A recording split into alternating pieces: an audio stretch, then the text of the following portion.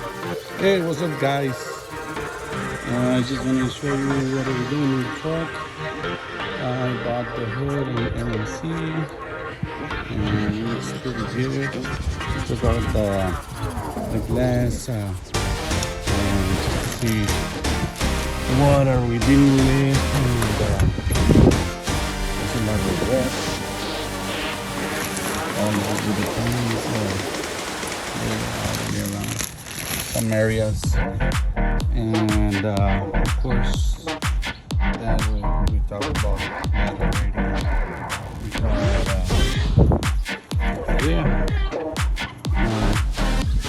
we bought the tailgate too.